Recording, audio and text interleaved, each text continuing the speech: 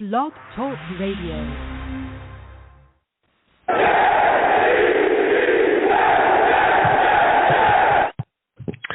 What's going on, folks? It's your boy Long Beach Joe, and I am back at it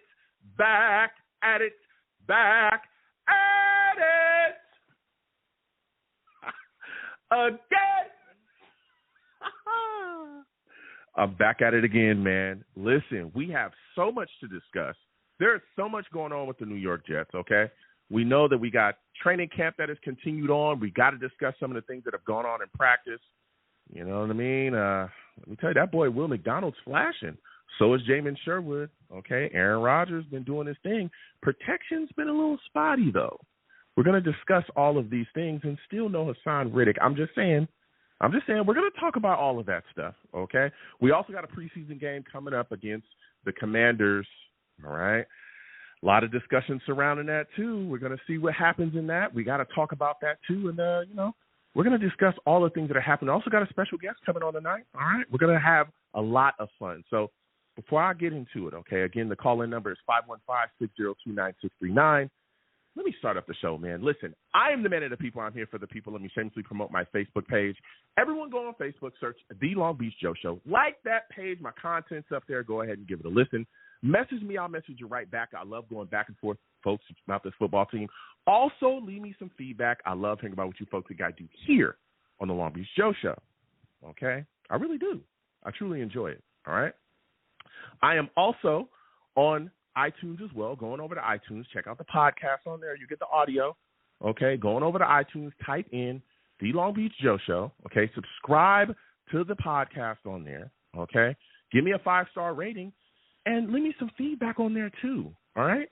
I appreciate y'all, all of the folks that do that. And again, I want to thank all of the listeners, overseas listeners, everybody that listens to me, period, no matter where you are and where you are from, okay? But especially my overseas folks, because you're so far away. It's crazy. You know, people hit me up like, hey, Joe, I listen to you. I'm like, whoa, where you at? I'm in the UK. I'm in Germany. I'm here. I'm there. I'm like, whoa, shocked that you're listening to your boy, but I appreciate you. And then we have that discussion, okay? I'm also on Twitter as well. Going over to Twitter, okay, type in at The Long Beach Joe, at The Long Beach Joe on Twitter. All right, follow your boy. I'll follow you right back. And let's have that discussion. I try to have discussions. I put some emphasis on the word try. I really try. A lot of people just want to argue with me. And that's cool. I'll have an argument too, I guess. All right? Y'all know how some Jets fans are. I try to be respectful. Some people just want to yell. Okay, well, I guess we just going to yell then, right? So come on over to Twitter, okay, at The Long Beach Joe on Twitter. Follow me. Let's go back and forth and have that discussion, all right? I am also on YouTube as well for those of you that do not know. Some people hit me up. They go, whoa, Joe, I didn't know that, we hear the audio, we hear the podcast, we go back and forth with you on social media. We're always hearing your takes, but we never see you, And a lot of ladies, they say, Joe, you're a handsome guy. You know what I'm saying? I'm just doing what I can. You know what I mean? I'm not arrogant. I'm just a regular guy out here, doing what I got. Doing what I got to do with what I got. You know what I'm saying? And I want to thank the ladies for that. I truly appreciate you. All right? So if you want to check out the show live on YouTube, we also put content up there on the channel as well. Come on over to YouTube, okay, type in Long Beach Joe Jets on YouTube, okay, and subscribe to the channel. Hit that notification bell so when I post content, you'll be in the know. Also, give the content a thumbs up. Salutes to all the savages in the chat. Be aware when you come over here, okay? When you come over here, you're going to have to deal with some people, okay? It's my chat, man, and I call them the savages. You want to know why? It's because they're savage.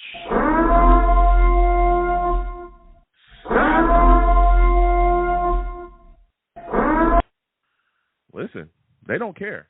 They don't care about anything. They don't care about how you feel. If they don't like your takes, if they don't like what you're bringing to the table, if they don't like what they hear, they're going to let you know that, okay? They're going to let you know. They're a classy group of people. I'm not going to lie, all right? They're classy, but they'll let you know what time it is. And trust, nobody is safe, not even me. All right? They don't like my takes. They don't let me know. Salutes to all the savages in the chat. Michael, I see you in the building. Shogun, I see you. He says, hey, Joe, haven't checked in a minute.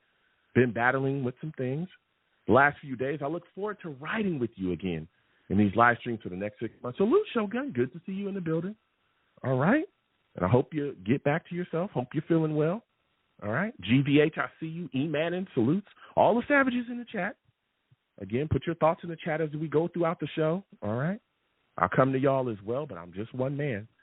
All right? We got a lot of callers. We're going to get to everybody. Trust.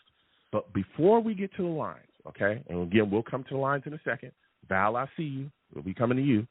Steve, all the new callers. Everyone knows that I am a huge Jets fan, right? Everyone knows this. Okay, that's what this show is all about. But I'm also from the West Coast. Grew up here. You know, the West Coast is the best coast. Everyone knows I say that constantly. You know, it's just how I feel. And I became a Jets fan, and I don't really have any ties to New York. I have friends out there and stuff, but, you know, I didn't grow up in New York. And there's many people like me that are all over the place. And guess what type of aid that they have? They have these great fan clubs that they're able to sit down with. They get together, groups of people wearing that green, bleeding green, loving this team through and through, showing up week in and week out, showing their love for this football team, riding it out, right? Through thick and thin, they're coming in and they're riding together. And tonight, we're going to have Mr. Robert Gage of the Orange County Jets fan club come on to the show and talk to us about what he's doing in Orange County with his Jet fan club. Robert, I want to welcome you to the Long Beach Joe Show. How are you doing today, my friend? Good, Joe. It's good to be back on the show again. I want to say this is the third year that I did this with you. So I think so, yeah. It's always good to be back, and it's always good to listen to your takes on the Jets. So certainly looking forward to this upcoming season and talking a little bit Jets football with you. Absolutely, Robert. And, you know, I can't wait to talk Jets with you. But before we get to that, I want to know, just like my audience as well, can you tell us what made you become a fan of the New York Jets? Well, that's a good question. I actually get that question quite a bit. First of all, I've lived out here for pretty much most of my adult life. I went to high school down in Costa Mesa. I currently live in Whittier. But I grew up in Greenwich Village, in Manhattan, in New York City. And I'm an older guy, so I remember the glory days of the Jets in the 60s. I actually, probably one of the few people I know that's around in our group, at least the Orange County Jet fans, who actually remember the Jets winning the Super Bowl. I was 11 when that happened. So I pretty much, the entire history of the New York Jets pretty much has taken place within my lifetime. So I go back a long ways. Why was I a Jets fan? That's actually a good question. Of course, you know, when I was growing up, at the time that I was starting to pay attention to sports, and the first team that I ever rooted for, and I still am root for, is I'm a Yankee fan. So that was the first team I ever heard of. Why I went to the Jets is actually interesting. The Giants weren't very good when I started becoming cognizant of football, and the Jets were good. They were new. I liked their colors. I liked their nickname. They played at Shea Stadium, which at the time was a state-of-the-art building. Yankee Stadium was kind of falling apart back in those days in the 60s and the early 70s. So Joe Namath was one of my heroes, and I remember when they won the Super Bowl, which was absolutely fabulous. And it's unfortunate that most of the people that I know, including you, aren't old enough to remember that. But no. Before I go, I want to make sure I at least get another one, and we're hoping this year is a possibility that they have a good playoff run. Oh, I'm hoping for it as well. It must be amazing. Like you said, you got to actually see them hoist that trophy, you know, Namath, with that guarantee.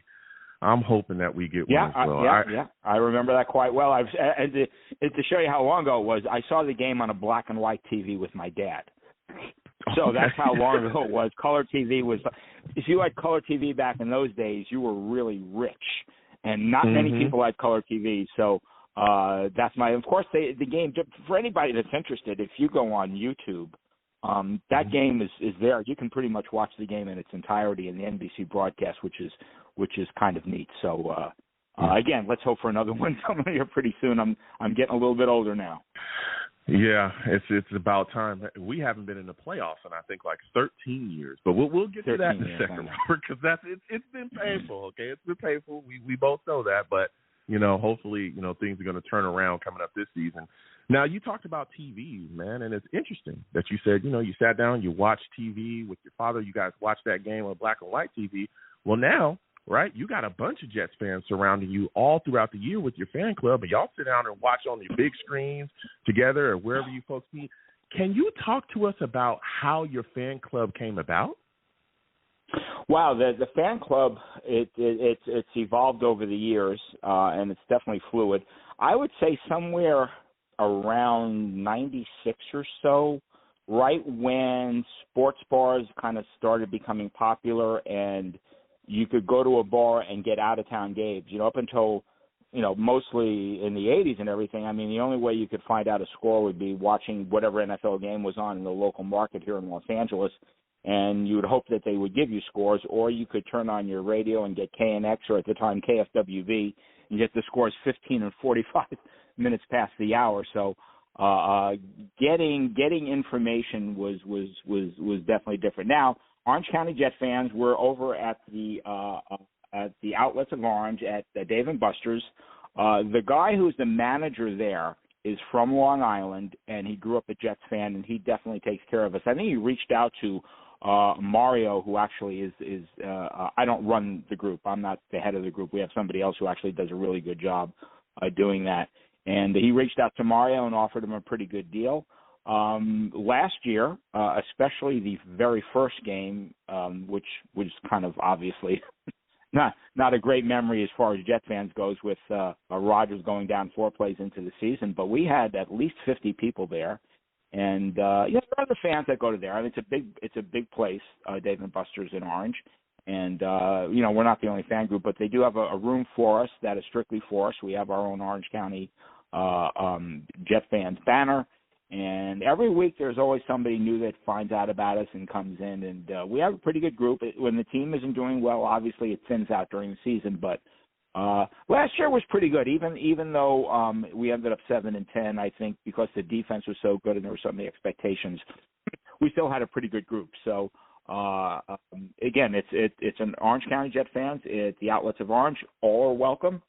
It's centrally located and it's easy to get to. There's a lot of parking, except during Christmas time when everyone's shopping and you have a late game. It could be a little problematic there, but we have great TVs and the service is great. The food is great. We actually have our own assigned waitresses, and they actually have Jets jerseys, and they come wait on us. So it is a lot of fun, and hopefully this year is going to be a lot of fun as well.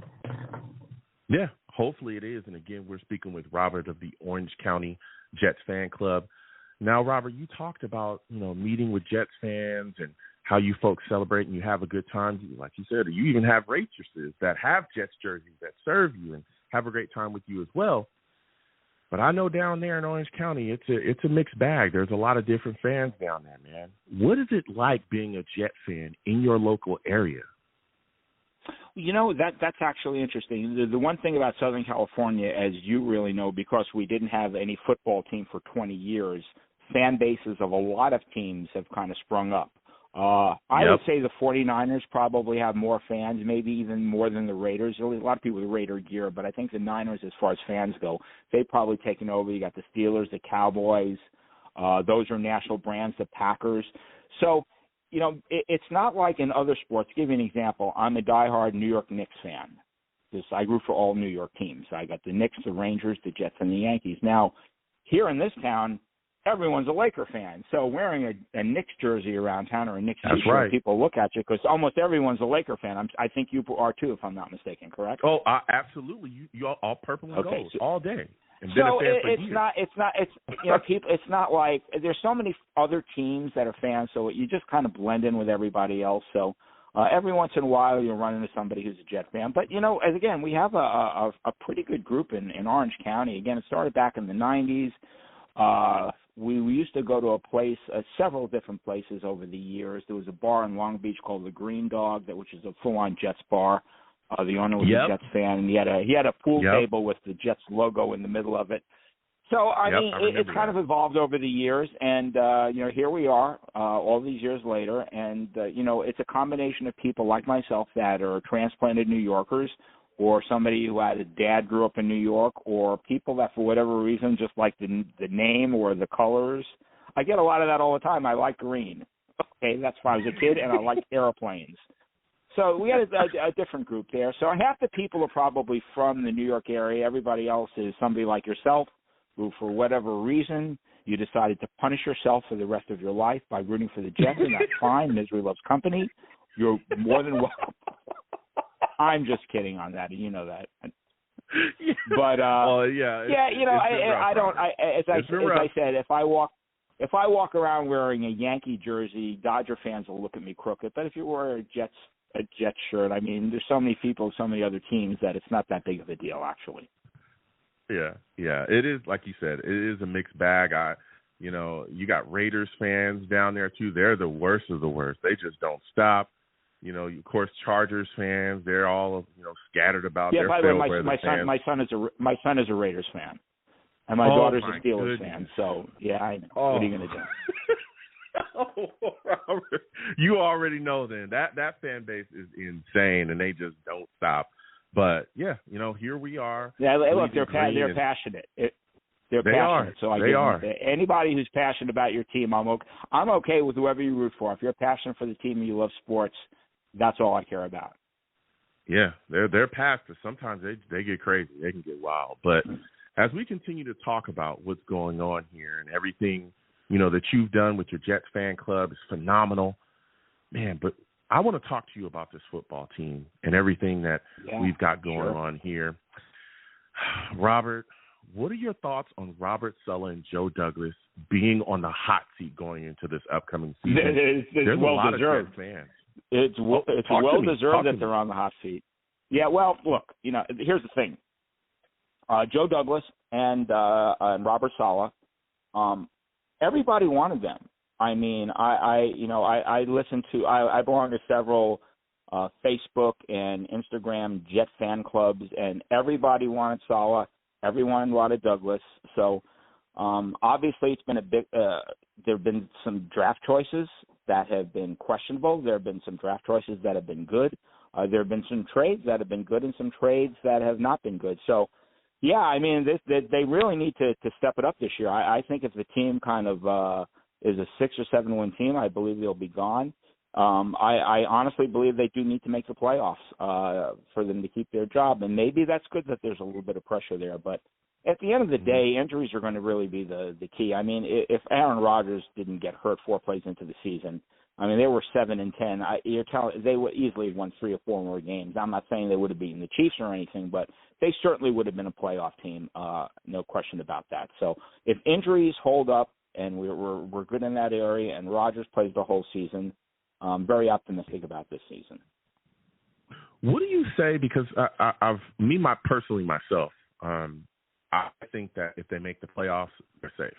But there's a lot of Jets fans, Robert, that I spoke with. I had a show recently that were saying, Joe, making the playoffs is not enough.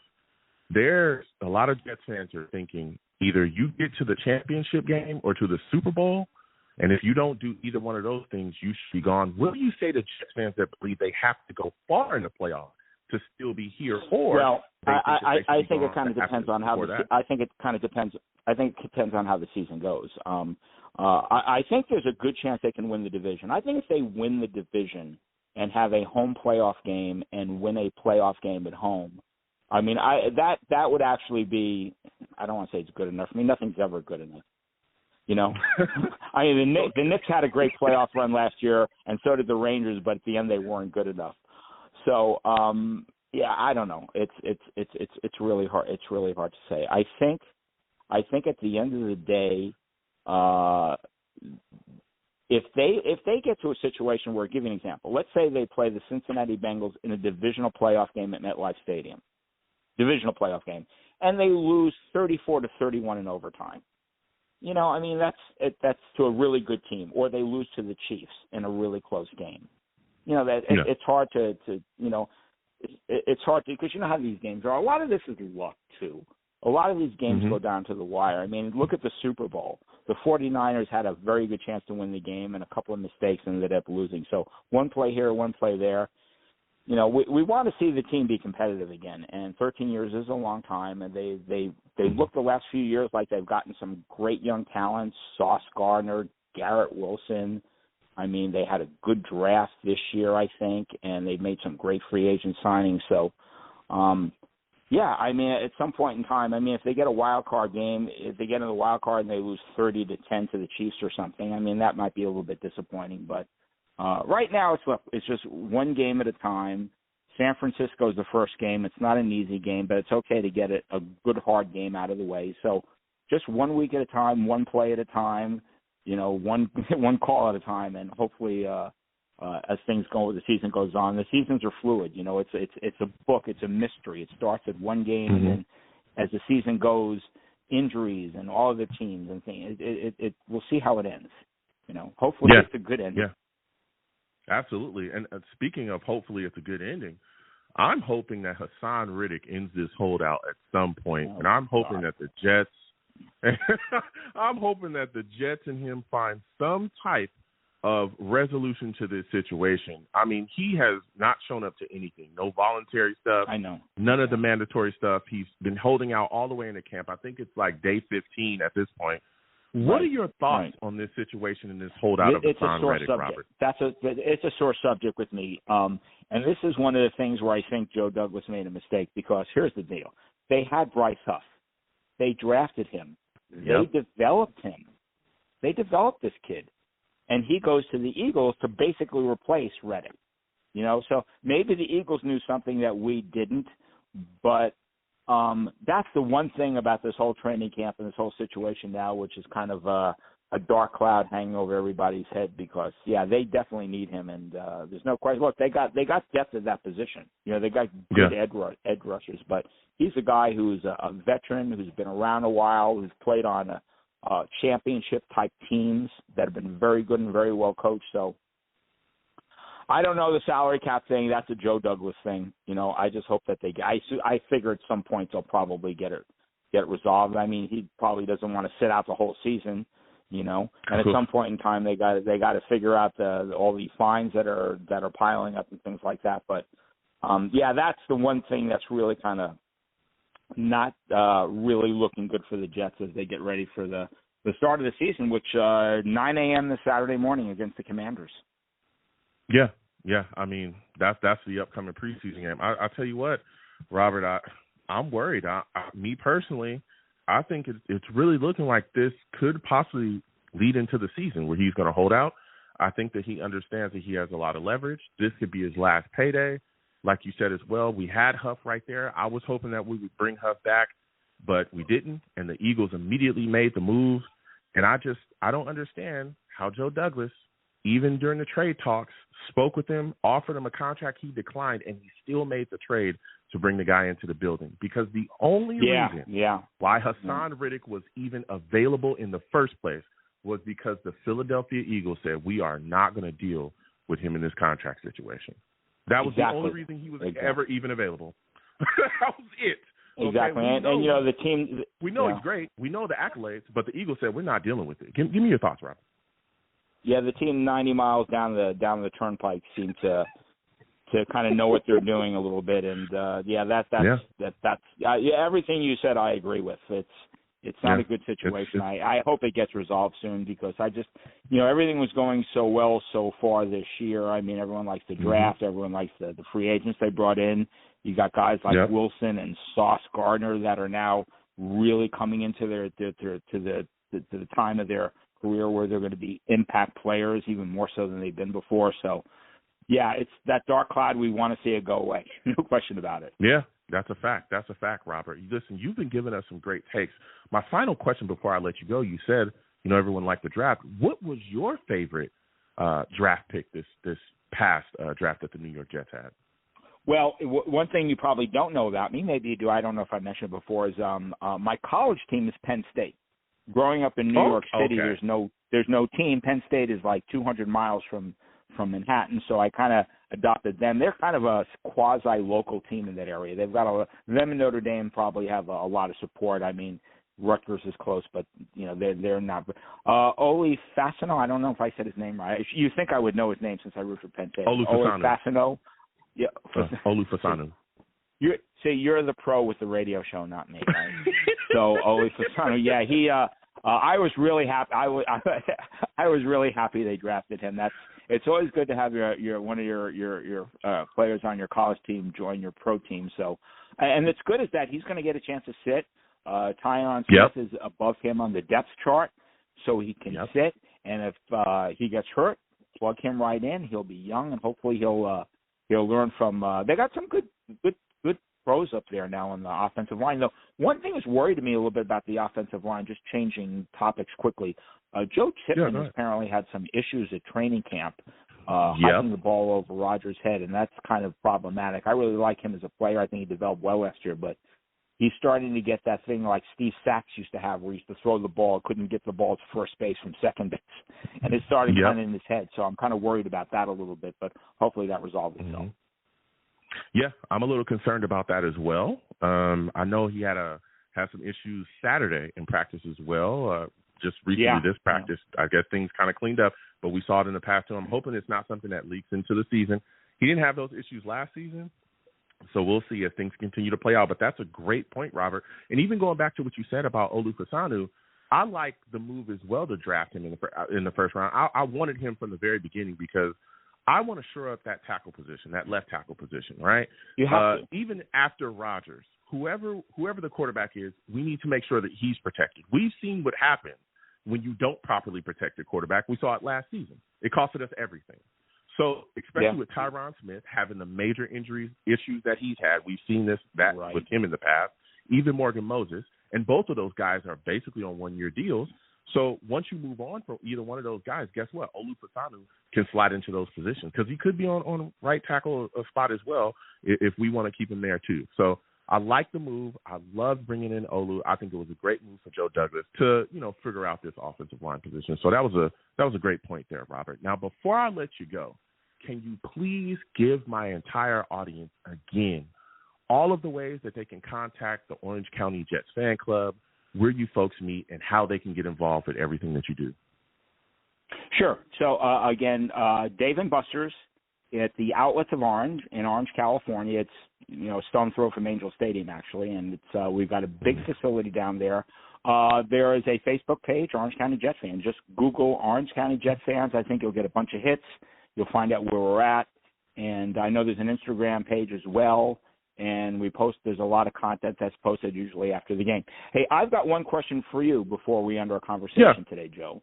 Yeah, go ahead. Changing subjects completely. I want to know, what is your take on the rebranding of the Jets logo back to the 1978 through 89, green and white, the Kelly green? They got rid of the uniforms from last year, which I like the color, but the whole New York on the front and the striping I thought was weird. What is your take on that? And they're also going to bring back the 68 uniforms, one game this year, which are like the uniforms that they had prior, but it's not dark green. It's going to be the Kelly Gotham green, so to speak. I was wondering what your take was on that. I love them. I absolutely love them. I think they look phenomenal. I like the rebranding of the logo as well, and I'm hoping that this is going to build momentum. And I know I don't, because I've gone on rants about this before.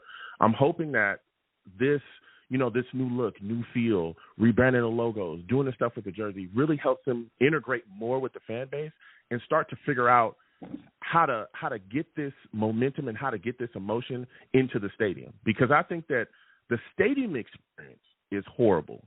That needs to be fixed as well. The look is great. Now we got great jerseys. We're feeling good. Everybody's positive. Of course, we've got the talent as well. But I want to see them also attack the stadium experience and figure out how to integrate more with the fans, get them more of a feel in there. I feel like going to the stadium these days is really, really bunk for a lot of fans, especially myself. I fly there, and often when I go to games, I don't feel like I'm going to the Jet Stadium. I feel like I'm going to another stadium. It's filled with other fans. The prices of things are extremely high. I don't understand why there aren't other Jets, like older Jets players, Wayne Corbett, Lavernius Coles. These guys should be around at Pennington. We should see him, all over the place. These guys should be leading the Jets chant. I've talked about this often. I've gone to games, and that big jumbotron that they have up there, I look up and I'm watching the Patriots and somebody else play while the Jets are on the field live. That doesn't happen anywhere else in the NFL. Outside of the Jets. The stadium is kind of an issue for a lot of people. It's a functional stadium, and the sidelines are good, but it's because the Jets and the Giants did it together, it was very generic and very plain looking. So I don't know if that'll ever be resolved. The bottom line is right now I just want to win games. I don't care where they play. We'll see what happens going forward, but the uniforms, I think they look phenomenal, and I like the rebrand of the logo as well. Before I let you go, what are your thoughts on it quickly? On the uniforms? Yeah, the uniforms and the logo. The direction they've gone? I love the rebranding. I love that logo. Matter of fact, oddly enough, the very first game that they changed their uniforms, which was in September of 1978 when Richard Todd was the quarterback, Wesley Walker, that team. I was at that first game, opening day, where they introduced those new uniforms. And, I definitely like. They're simple looking. They're clean. They look good. The logo, the Jet logo, is a classic logo, and I'm really glad they brought it back. A lot of fans have been bugging Woody Johnson for a long time about that, and I think he finally realized. Let's give it. One of my friends over at the Gotham City crew. Shout out to the Gotham City crew at MetLife Stadium. They were very, very happy about that. They were like, look, at least give us the uniforms we want, even if we can't. At least we like the logo. Yeah. Yeah, I'm telling you, Jets fans have been screaming to, go back and rebrand things and get a new look, and I really like what the Jets have done. I also like they have the black jerseys. I forgot. That's going to look good too. I agree. Yeah, those are phenomenal too. I love the look, and I love what they've done, Robert. So before I let you go again, I want to thank you for coming on to the Long Beach Joe Show, Robert. It's been pleasure. A phenomenal time speaking with you. You gave us some great takes. You have yourself a good night, my friend. You too, Joe. Take care of yourself, and let's look forward to a good season. Absolutely. Go Jets.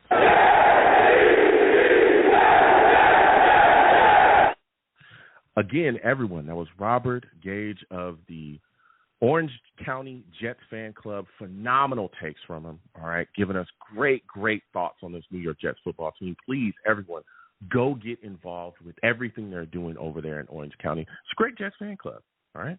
They get together and they show, hey, we love this team and we bleed green, all right? So we're going to quickly get into these subjects. Callers, I'll come to you in a second. Val will come to you. We missed you last week. I apologize, everybody. Technical difficulties. I don't even want to get into it, all right? But we're going to get to everybody tonight. Salutes to all the savages in the chat. Okay, we'll come to you. Now, really quickly, okay, for those of you that do not know, Haason Reddick, he still ain't showing up, baby. Are you shocked? He still ain't here. He still ain't here. Hey, you know what's crazy is that when I was the guy that was so concerned about this, right? So concerned about him not showing up to camp, after not showing up to mandatory minicamp, I was told by people that I was crazy. Joe, don't worry about it. Joe, he's just, everything's going to be okay, Joe. He'll be there. Hey, we'll figure things out. Hey, we'll get him a new contract. Hey, Joe, shut up. Okay, cool. I think it's 15 days and counting now, right? I think it's 15 days, 14 or 15, right? He hasn't been at camp. Like, this is crazy. This is crazy. And for those of you that are just saying, well, okay, we'll just get into the season. We'll figure things out. Look.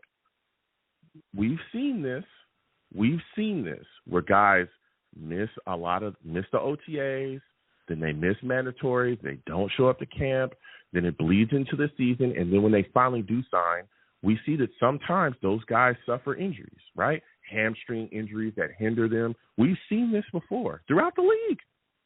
I'm worried about this because this guy is not the normal guy, all right? He's a really good player that's asking, according to reports, all right, for $22 to $25 million per season.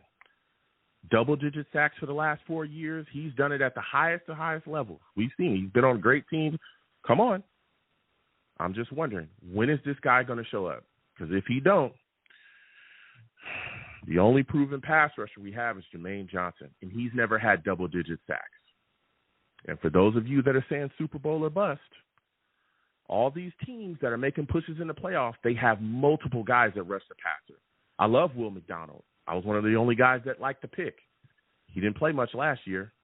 This year, you're asking him to come in and have double-digit sacks. He's got to have pressure off the bat. So we're going to see what happens as we continue to go forward. Aaron Rodgers in the offense, okay, in camp today. It was kind of up and down, all right, especially, with protection. Protection's got to get cleaned up. But I tell you what, Breece Hall is balling.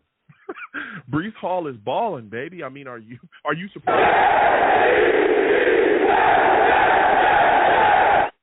I mean, he's been great since he got here, right? Coming off the Achilles injury, the ACL, we were all concerned, right? Oh, what is Breece going to come back like? Thank goodness we got Dalvin Cook. He smoked everything last season. Crazy. It looked like nothing happened to him. Now he's coming into this year with an upgraded offensive line, right? We were waiting for them to gel, but Breece Hall looks amazing. Coming out of the backfield, he's shifty, making moves. He's also catching balls coming out of the backfield for big games. So he looked good today, all right? I can't wait to go into the season and see what he's going to be able to do, all right? So I'm really, really hoping that the protection gets cleaned up a little bit. I think Aaron Rodgers was 9 of 16 today. He would have got sacked 3 times. He also was talking to a lot of players, man, coaching guys up, especially the offensive line. They gathered around him at one point where he was talking to them about cleaning things up, and that's what you want to see from a guy like Aaron Rodgers, right? I mean, this guy is phenomenal. We all know he's going to be a Hall of Famer easily, right? First ballot. And he wants to win, okay? He wants to win. So we saw that last season where things needed to be talked about. He wanted to clean things up. He was absolutely going to make sure that he got that done. We've seen him and Garrett Wilson go back and forth on the sidelines as well and have those discussions. Also, Joe Tippmann, Robert just kind of talked about that earlier. Joe Tippmann and his snaps has been a little concerning. Now, his snapping was all right today, okay, but we saw snaps over Rodgers' heads all over the place. He's got to clean that up, especially going into the season, all right? Saturday he had some snaps, but, he's improved as of recent. Also, the guy I just spoke about, the guy that has big expectations on top of him, especially if Haason Reddick, that situation plays into the season, Will McDonald. Will McDonald has been showing some real good signs, He's put together some really good practices. Man, he's using that length to get around. He's bending around guys. He beat Morgan Moses for a sack. He's been looking really, really solid. So I'm excited about him going into the season. Also, some injury updates here as well. Xavier Gibson back out on the field, but of course, Michael Carter II dealing with an ankle injury. He was still out. Malik Taylor is still dealing with an injury, and so was Tack McKinley as well. Oh, also, Jamin Sherwood. That guy is shining. Jamin Sherwood has been making plays out there. He's running with guys. He's doing a lot of things. He had an interception recently as well off a deflected pass of Aaron Rodgers. That's another guy that a lot of people don't talk about that I've been speaking about that I expect big things from. This is going to be a big year for him, a big, big year. All right, I'm expecting big things from this guy. So we'll see what happens going forward, but he's been looking good. Also, the Jets' practices have been a little chippy. You know what I'm saying? The boys is out there scrapping, all right? It's been a little razzle-dazzle. They've been shaking and baking with each other, people getting hands put on them. Hey, you know what I'm saying? It is what it is. It is what it is. It is what it is. This is football. This is football, okay? But, Sulla had to talk to some of the guys, okay? He basically told them, hey, be responsible, okay? No cheap shots, all right? You can get chippy, but don't get too crazy, all right? Be responsible. But, it's football, baby, all right? This is camp. It's the dog days. We into it. We also got a Commanders preseason game coming up. For those of you that do not know, the coach over there, Quinn, said that Jaden Daniels will play against the Jets on Saturday. So, you know what I'm saying? That's the guy they brought into the building, Also, the Jets released their depth chart, okay, their first depth chart, and there were some shocking things on that depth chart. Brownlee on the depth chart was behind Taylor and Charles. Clemens on the depth chart was ahead of Will McDonald, and Izzy Anabanakanda was fourth on the depth chart, behind 2 rookie running backs, Isaiah Davis and Braylon Allen. Wow. We're going to have that discussion. Listen, 515-602-9639 is the number. Call in. I am taking all callers. I want to have this discussion with everybody, all right? There's a lot to talk about. Salutes to all the Savages in the chat. Listen, Savages, I will come to y'all. Put your thoughts in the chat. I'll come to you in between the calls. I'm one man, but I want to hear from you, all right? Y'all go after each other constantly. You know? I love it. I love it, all right? I want to hear the takes. Bernard Nixon salutes. Savage, he says, Joe, who would you take, Rodgers or Favre? I'll take Aaron Rodgers. I would take Aaron Rodgers, all right? I love Aaron Rodgers, okay? Everyone knows that. All right, keep putting your thoughts in the chat, okay? Dang, man, is he fourth on the depth chart? Am I making too much of it? Some people, have been like, hey, Joe, it's not a big deal. Listen, 515-602-9639, 515-602-9639 is the number. Call in. Please subscribe if you haven't already, all right, to the channel. Also hit that notification bell. Click all so that when I put content out, you will be in the know. When the streams go live, you will be in the know, all right? Also give the streams and videos a thumbs up. Share the channel across your social media with your friends and your family, okay? We're getting to the callers. For those of you that are on the lines, please make sure you have a good phone line, okay? Don't call me from a phone that you found in a Home Depot dumpster. Also, I have one rule on my show pretty much, okay? One rule. Don't curse. I'm calling to my show cursing. Don't do that, okay? If you curse, I got to get you out of here fast. I'm talking fast. Faster than Izzy can be fourth on the depth chart. Oh. Faster than Haason Reddick can hold out. Oh. Whew. It was fast. What? What now, Savages? Are you upset? I made a Haason Reddick joke, okay? What? It's too soon? He's the one holding out, not me. I'm not doing it. I would show up to camp. I would have already been there. I would have been at all the voluntary stuff. I would have been at mandatory mini camp. I would have clearly shown up to training camp. It's not on me. It's on Haason, okay? We'll see. 22 to 25 million. That's what he's asking for, according to reports, all right? So we're getting to this line again, 515-602-9639.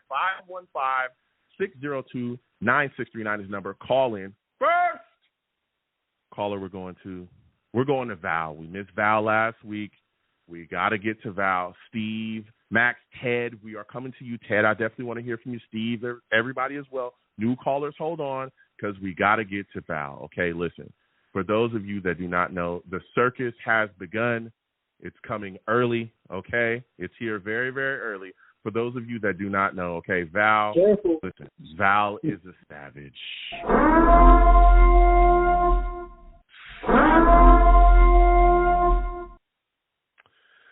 Val salutes. I want to welcome you to the show. We're having this discussion, man. Haason Reddick still not in the building. What are your thoughts on it, man? Salute, Joe. Thank you for having me, man. And listen, man, like I said, be careful, man, because the defamation of thing is an all-time high, man. I guess they cut us off last time right before you even suggested all that, conclusion and allegations. But, yeah. So, about Haason Reddick, man, it's very concerning, man, because I really wanted him in, this Jet facility. I wanted him to get to know his new teammates because, like I said, if you hold out, it's a guarantee that you might get injured during the season because you need to train your body to get ready for that game shape and get your body ready for it. Because you can do a lot of stuff on your own, but it's different when you're actually having contact, actually getting your timing down with your teammates, and actually, having that communication. And that further that, if he gets holding out, it's actually hurting himself and also the team as well, too, because I think all that time could have definitely went to, Will McDonald learning a lot from Haason Reddick and also Jermaine Johnson. He's still a learning position as well, too. But hopefully that situation gets settled and stuff. Yeah. You sound a little muffled, Val. If you come a little bit closer to your phone. You sound just a little muffled. I got you. But no, listen, you're giving us some great takes right there. And Much better? So my question, say it again. Much better?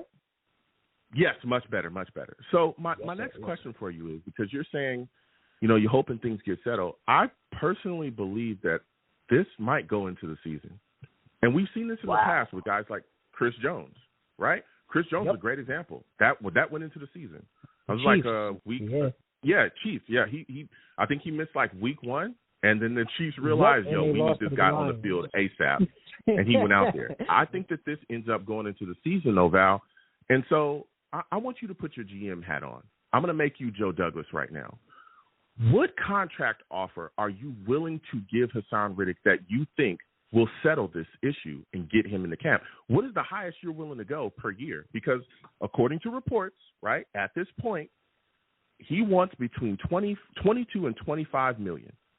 What are you willing to do here? I'm willing to negotiate and tell him, listen, we have to, think about this year as well, too. I will give him fully guaranteed the amount of money that he wants this year for 1 year. So you're giving him $25 million fully guaranteed, Val? This year, for only 1 year. Only 1 year.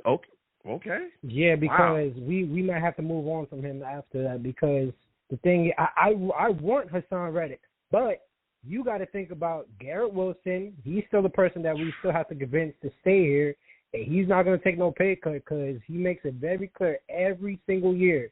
Listen, I don't like what's going on here. He's the odd person that I'm worried about re-signing. Breece Hall, you got to think about, the Achilles situation as well, too. But we want Breece Hall here, and I feel like Breece Hall is going to stay here. But I feel like he's gonna, if Garrett Wilson and Sauce Gardner gets and Jermaine Johnson gets the contract, I think Breece Hall is gonna be the person that we might, try to play with when it comes to money, because he's a running back, and I also think that's why we got a lot of running backs in this, and on the team now and stuff like that. But other than that, Sauce Gardner, he said he wants to be a Jet for life, and he loves New York, so we don't have to worry about Sauce Gardner. He's definitely gonna get his money. He can get his money today. I'm ready to sign him up today.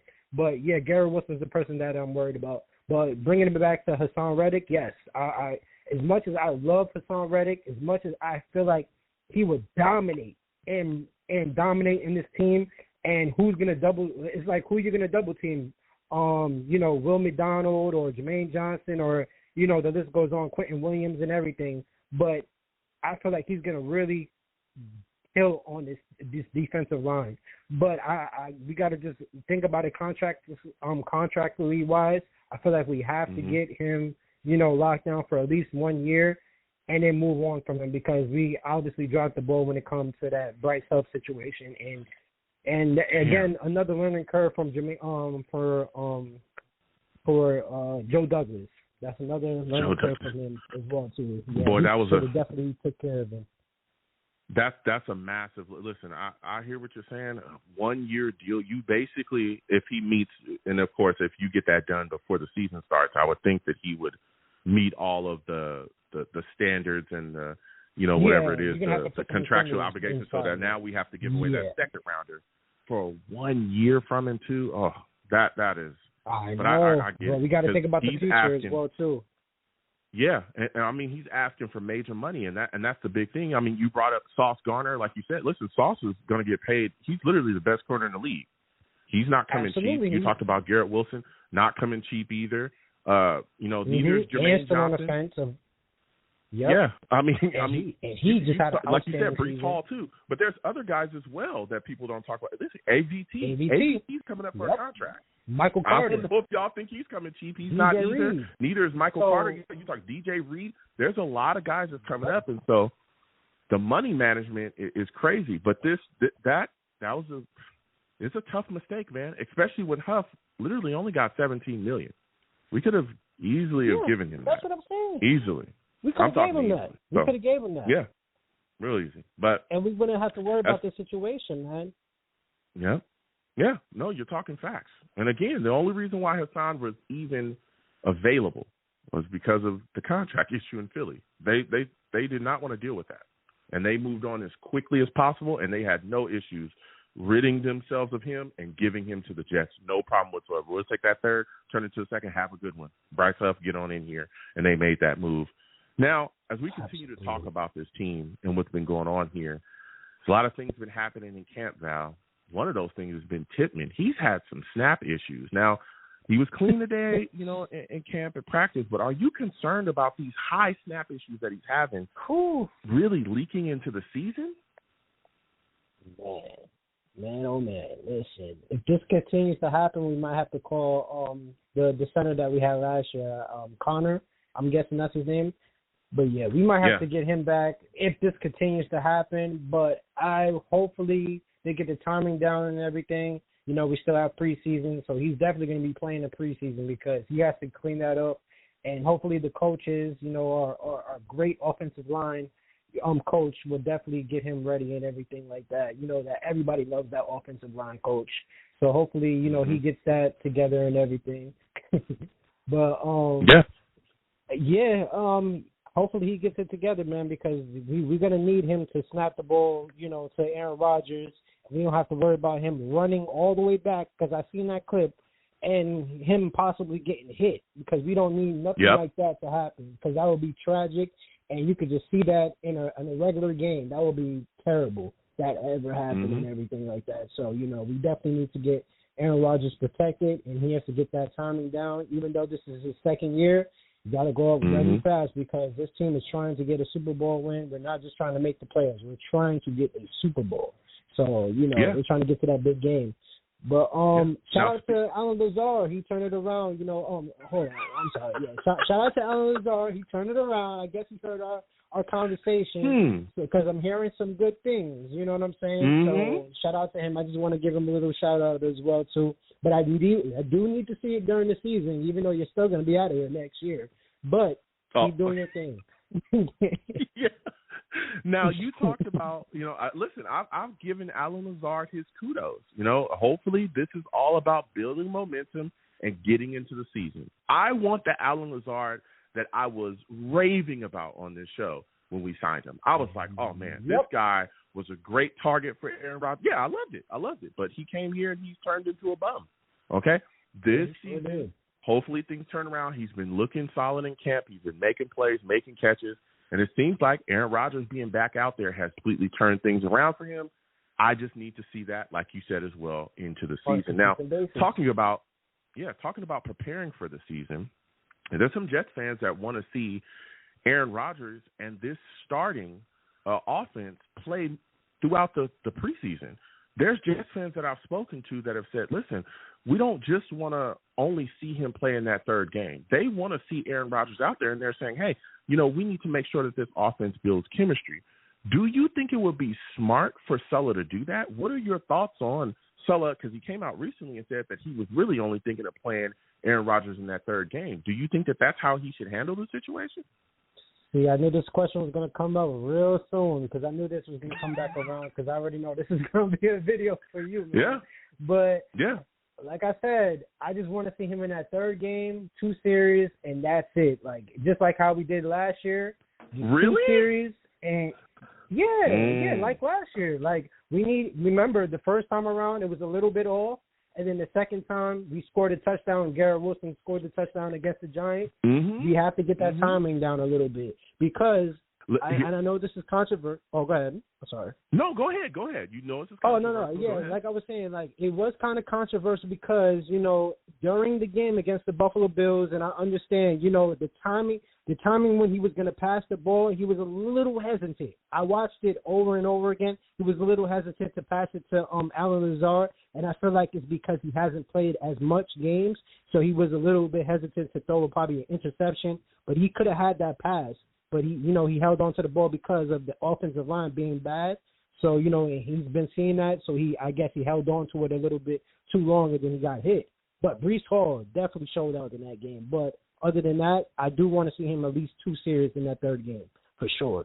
But other than that, I don't want to see him no more until the regular season. Wow. Okay. Listen, I'm going to play devil's advocate here. And I'm just going to say this. The Jets have a lot of new pieces on offense. A lot of new pieces along this offensive line. Tyron Smith, Simpson, You got Morgan Moses. Hey, guess what? You got ABT coming back from a big injury, right? He hasn't played in a minute. You got Mike Williams. You got, Malachi Corley. You got a lot of new pieces here trying to pick up this offense with a lot of big expectations. You talked about going into the season. They only played that third game. Then guess what? We got into the season. Things looked really sloppy in that first game. Really sloppy. Anybody remember Absolutely. that? Literally. Nobody was blocking for Aaron Rodgers. He was running for his life. That was before he got hurt. That was before he got the big injury. A lot of people don't remember that. I remember it like it was yesterday. He barely got away Don't worry from about multiple Deuce Brown. sacks, He's right? going to be back. Don't worry about Deuce Brown. He doesn't need to practice. He's a professional. Listen. This is what that you're completely correct. This is what was said. Listen, I remember that. Oh, he's a professional. He's a pro, Joe. Don't worry about it. Don't worry about Dwayne Brown. Listen, this offensive line needs to gel quickly, and one of the ways that they can gel even quicker is being out there on the field together. I'm not saying that they should run a half or even a quarter. But me personally, I would not mind seeing Aaron Rodgers and the starting offense at least get a couple plays or a series in every game. Because guess what? You're coming out of the gate against San Francisco. You're coming out the gate against San Francisco. And if you are not hot coming out that gate, all right, we got other teams as well kind of early. The Bills, we know there's teams there that have pass rushers. If you are not ready and this offense isn't, running, man, we're going to have some issues. And there's big expectations. You go in there and not be able to block the Niners properly, boy, oh, boy. Oh, it's going to be over. Do you see what happens to you? You know what I'm saying? That's just my I'm just happy Chase Young is not on our defensive line no more. Yeah, I'm just saying. Like, it's going to be very interesting. I'm kind of surprised you're saying this, Joe, because I would have thought you would have been like, do not play none of the starters. But I absolutely agree with you this time because I was going to disagree with you if you didn't say that. But I kind of disagree with every single preseason game. But I will say probably the second game or the third game. I would say only 2 series. But I understand where you're coming from because you got to come. We're going against the San Francisco 49ers, and that defense is no joke.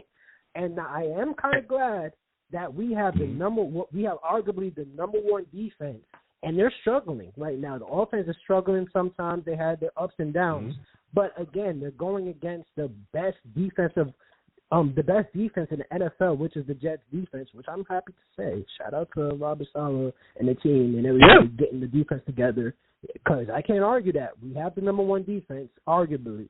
So, that's actually good preparing for them and stuff like that because, they're going to have to go against some defenses that's not going to be on our kind of level, that they're going to be scoring a lot because they've been playing against the best defense in the league. But I still want them to at least get some real game going when it comes to the preseason. So I definitely agree with you. I would say 2 games, max. Yeah, 2 games. Listen, not 3. 2 games, I will concede that. 2 games, I would love that. I don't just want to see him in the third game. I would like at least 2 games. Let's do that. I have no problem with that. At least 2 games. And it's because you got to build that momentum early. You got to. This offensive line is full of new guys in a new scheme. Even now, Tyron Smith, he's had rest days. We know, with him in his situation, same way the Cowboys treat him. He's had rest days. They've got to figure out some way to gel. And you go into a season where your offensive line has not played together a lot. We've seen what happens when you do that. We've seen it. So that's my devil's advocate take there. That's all I'm saying. That's my devil's advocate take. I want to talk to people about that tonight. But as we continue on about our discussion, Val, now we're talking about preseason. We're talking about what's going on. Give me your thoughts, man. Who will you be keeping your eyes on? Give me a player on offense and a player on defense that you're going to be keeping your eyes on in this upcoming game against the Commanders in preseason. Man, it's depending on who's playing. I definitely want to see Corley. I want to see how he plays as well, too. My eyes is going to definitely be on Olu. Hopefully he's playing in that game. I heard his announcement that he is going to play.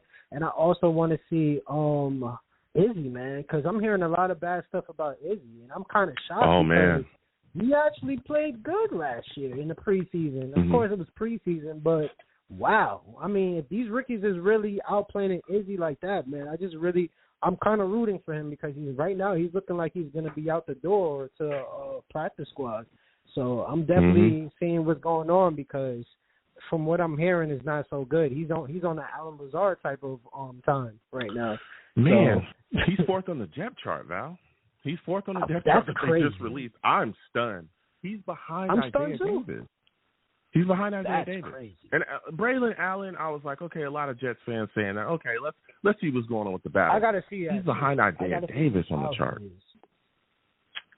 That's crazy. I don't know, Val. Listen, I got to slide off, Val. I got other callers I got to get to. Next time I have a show, I want to hear from you. I apologize for missing you last week. Definitely I wanted to have that discussion with you, but technical difficulties stopped the circus. So, listen, Val, next time I have a show, I want to hear from you, all right? Absolutely, Joe, man. Everybody likes to subscribe to Joe and the channel. And shout out to everybody. Shout out to the Savages. And the only thing that I do have a problem is that, about this team is how are we going to function without Zach Wilson? Because he was obviously one of our best offensive.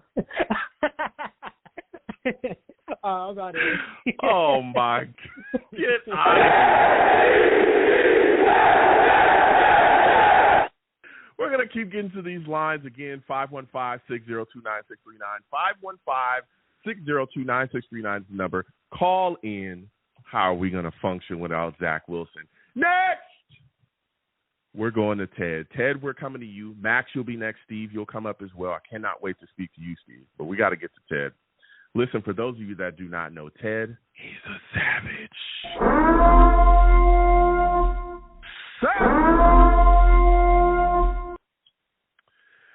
Ted salutes. Thank you for calling in. We haven't heard from you in a little bit. Welcome back to the show.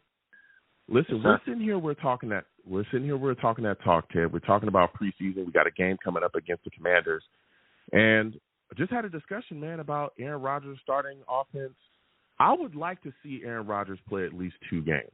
And I'm not saying the full preseason game. I'm just saying get a series with the starting offense for 2 games. Because you're going into the season immediately off the bat playing a top team in the NFL in the Niners. And I want to make sure that we're building that momentum. Guys are able to gel, that, all the new pieces are ready to go. What are your thoughts on that, man? How do you think the Jets should handle Aaron Rodgers and the starting offense in preseason? Good. Hey, Joe. Good to talk to you again. Let me say this. I would defer to Rodgers and see where he's at in his what level he has to be at, that he feels he could be ready for week 1. But I wonder if things changed a little now that Christian McCaffrey could be out the first game because of a calf and Ayuk may be traded. So I wonder if things are maybe a little bit, I'm not saying they're going to hide Rodgers and not play him. But I would say, I would probably go with 1 or 2 series per game, depending on the scenario, as long as the line is blocking for him. Let's say that. That's my biggest concern, to be completely honest. I want to make sure that this offensive line gels before the season starts. Tyron Smith has had some rest day, and Tyron Smith has been amazing since we got him. Of course, he was great.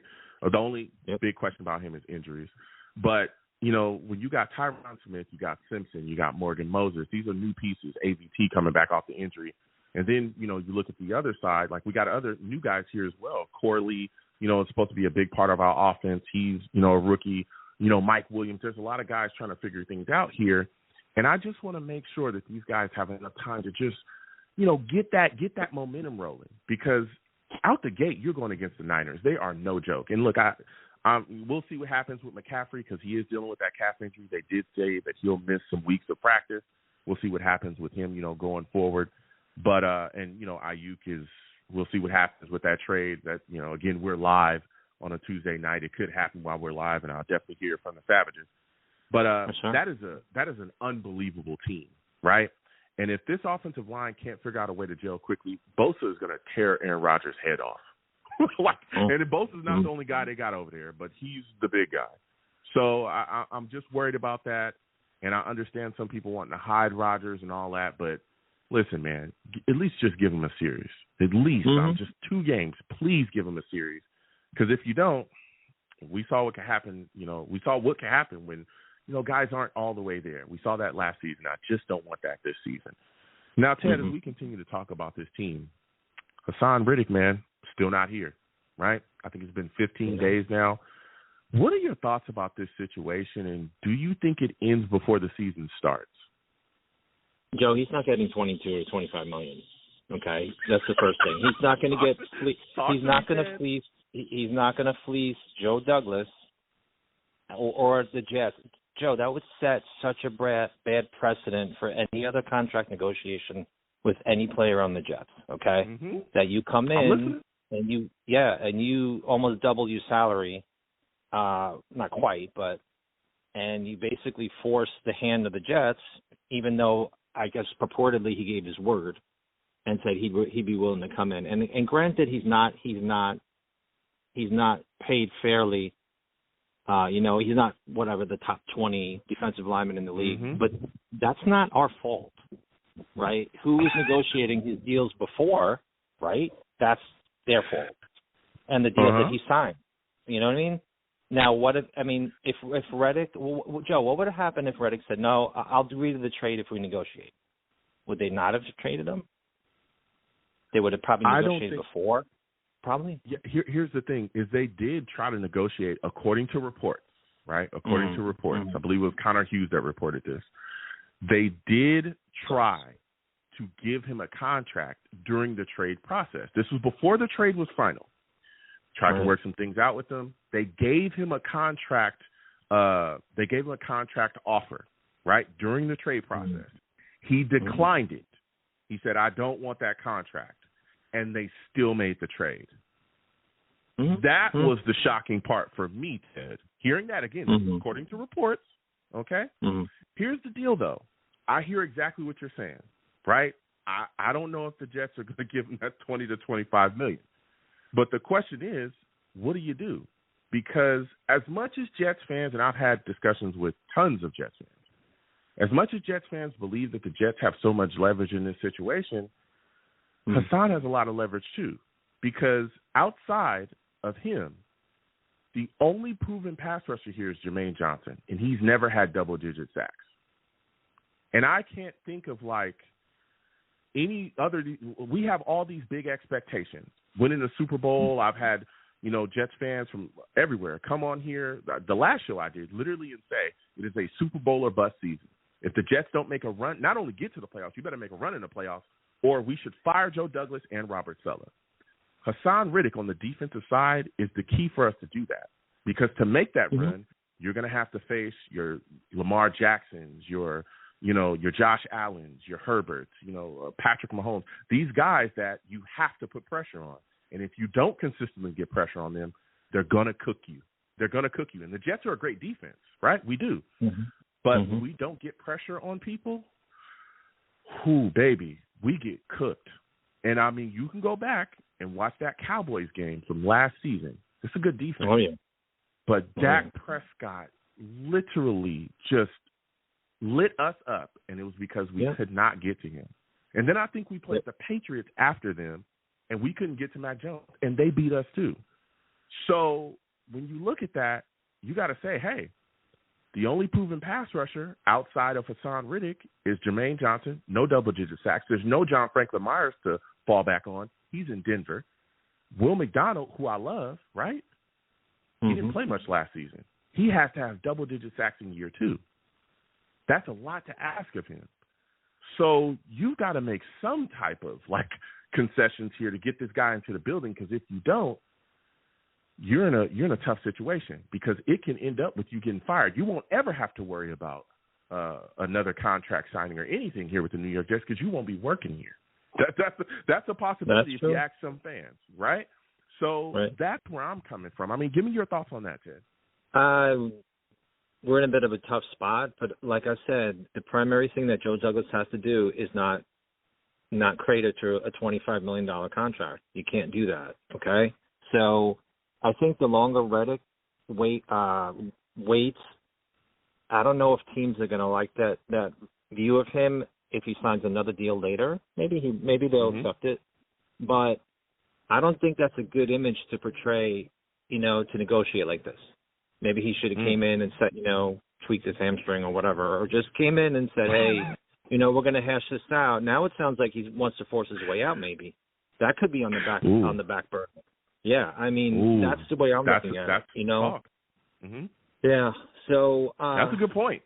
That's a good point. Talk. It's a weird thing now. Maybe he's got bad. Maybe he's feeling a little disrespected, which I kind of get. And in his mind, he's not paid fairly. But that I go back to like I said, I go back to his agent and say, with the last deal with the Eagles, he probably should have made more than $15 million. He's worth more than that. When he signed the deal, when he signed the deal, he was the highest paid rusher, right? Now in the middle of that deal, maybe the agent should have said, "Hey, man, I think my client needs a raise, and to be the highest or the top 5." That's what I think should have happened. Now he's kind of behind the 8 ball here. Yeah. Well, I know that the stuff with the Eagles and his contract, like the leaks about there being like, some rustlage with them, some friction between them, didn't just start last season. That started, the season before that. Like this has been something. Now it got really bad last season, but this has been something that's been kind of talked about over there because I definitely kept my eyes on Haason. He was actually one of the guys I wanted to see the Jets draft the year that he came out. I thought he was going to be kind of what he is right now, which is a great pass rusher. Took him a little bit, but he found his way and really got cooking. And here we are, man, in a situation. And again, to me, it really depends on the sides you listen to, because like you said as well, there are reports that, he told the Jets, I'll come in and play. Okay, fine. And the Jets just said, listen, we'll figure things out later on and we'll get you taken care of down the road, but just not right now. But there's other reports as well that have come out that have talked about how Haason told them throughout the process, I want a new contract. Like, I don't really care about anything you guys are talking about. I want a new contract. And to me, it's kind of strange, especially if I'm Joe Douglas. I'm sitting there, and I'm hearing him tell the Eagles consistently, I want a new contract. That's the only reason why he's available.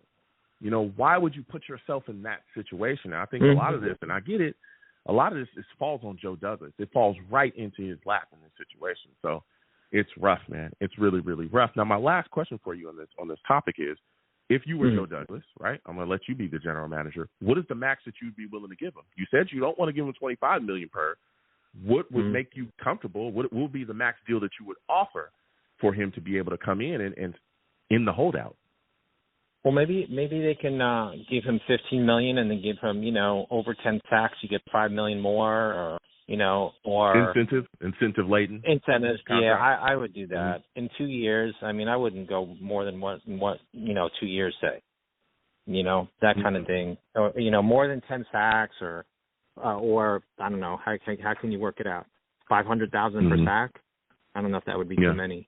No, that would work. 10 sacks would give you $5 million, right? So you'd be at $5 million, 500,000 per sack. And if you make the Pro Bowl, you make another $2 million. I think a lot of players had that kind of deal. I'm trying to think of what players had that kind of deal. There's quite a few. I can't think offhand. But let me say something about McDonald, Joe. Joe, I don't think he's got a double sack. I don't think. Yeah, I'm sorry, Joe. I didn't think. I don't think he's got a double. I don't think he's got a double sack. His sack. Huff may have had some sacks. I think if McDonald gets 7 or 8 sacks, I'll be okay with it, right? I don't think you could expect him to go to 10. I wouldn't.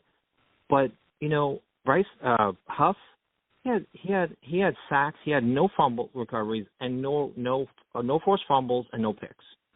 Okay, he uses a pure sack. So I think if McDonald, especially if what's his name comes into camp finally, the guy who we were just talking about. Sorry, Haason Reddick.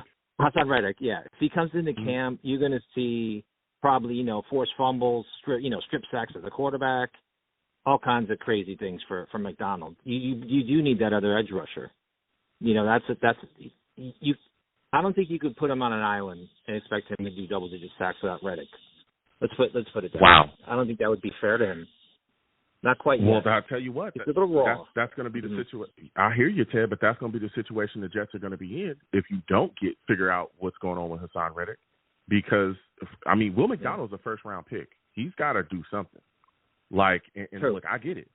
If Haason Reddick does come in, the pressure kind of eases off of him a bit. But if there's no Haason Reddick when this season starts, depending on how long this holdout goes, and he's already shown you 15 days, he's getting what he's getting fined $50K a day, and now I think it's like 15% of his prorated signing bonus as well is up for grabs too. He's already shown you like he does not care. He missed out on. He got fined for mandatory minicamp. Money is whatever at this point to him. You can keep finding him. He wants a deal. Like, you can clearly see that. So with that, that ratchets up the pressure on Will McDonald. And he's got to do something. I think he has to have double-digit sacks if there's no Haason Reddick. Now, if Haason comes into the building, yeah, we can say 7, 8 sacks for Will McDonald, some good pressures. Yeah, that's phenomenal. But if not, that pressure ratchets up on him immediately, and this is a Super Bowl or bust season. No excuses. This is what Jets fans are telling me on a weekly basis, Ted. On a weekly basis. I know you hear the shows. Like, I'm not just making this up. Like, I have people come on last week too. Said the same thing. They're expecting big things out of him, and he's also a first-round pick. You better go out there and make it happen. Okay. Pass rush is the name of your game, so let's see what's up. So I gotcha. We'll see. Let me say this, Joe, real quick. Forward. Yeah, go ahead. Let me say this real quick, Joe. Sorry, it's been a few minutes. I don't mean to interrupt you. Sorry. But I thought about what Val mentioned, Zach Wilson, okay? So we averaged 1 touchdown per game last year, okay? I think in a way, I hate to say this, but maybe Rodgers can compensate if we happen to not have Reddick on the team. It would hurt, but now we have a guy, we could score, 28, 30 points a game with this kind of offense. We're not going into a game every year, every week thinking, hey man, we got to hold this team down to nothing because we can't score, right? So now we're the opposite. We dictate these games based on the opponent. San Francisco, probably physical, low scoring, probably. Other teams like Miami, we may have to score more. We have to open it up maybe a little more. So Reddick would be a big blow, but maybe there's somebody else who could come in if need be, will not be up to his level, but we may have to go to Plan B, Joe, at some point. Yeah. I don't know if this is going to get resolved. Really don't. I'm hoping it does, but like you, Ted, I don't know. The size, there's been rumors that they're not far apart, but he's still not here. And that rumor came out, a week ago. He's still not here. It's like, okay, well, when are things going to get figured out? It's strange. But as we continue to talk about this team, Ted, and we got this preseason game coming up, man, what are your thoughts? What is a player on offense and a player on defense, give me one from each side, that you're going to be keeping your eyes on the most in this first upcoming preseason game against the Commanders, and why? Joe, I would say defense. There's a kid from Miami called Lawrence. He's an undrafted nose tackle. Yep. He's been making a lot of plays in practice. He's been flashing. So I want to see what he can do. He's a 3-0. He's like a nose guard, about 300 pounds. He would be next to Quinnen, but he's got a quick first step. So he's a disruptor. I'd like to see what he can do. And then you talking about that kid from Miami, right? Yeah. Yes. He was number 56. You talking Leonard Taylor? Oh, Leonard Taylor. I'm sorry. I think you're talking about the undrafted guy. Yeah, Leonard Taylor. I think you're right. Sorry, Joe. Yep, you are right. No, go ahead. See, Joe, I'm a little rusty, Joe. I haven't called in a while. Gotta get my facts down. It's all good. That's why there's a host. That's why there's a host, Joe. Thank you, Joe. And then on offense, boy, oh boy. I mean, I guess Tippmann's going to play. Hey, Joe, I like to see Tippmann, Joe, but Joe, I'm not comparing him to Jason Kelce, but Jason Kelce was a notoriously bad snapper. Okay? Oof.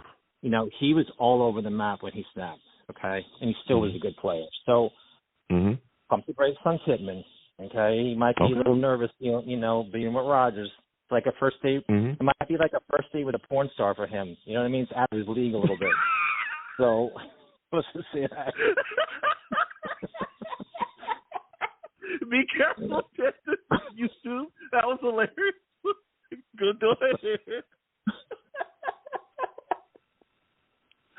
Go ahead, I don't know where to go from here, Joe. Joe, I don't know where to go from here, Joe. I don't know where to go from here, Joe. Ted, that's all I got. Listen, Ted, it was phenomenal speaking Joe. with you. All right, Joe. Have yourself a good wear night. A raincoat. Next time I'm a show. Wear a raincoat, Tittman. That's all I can say. Put on a raincoat. Thanks, Joe.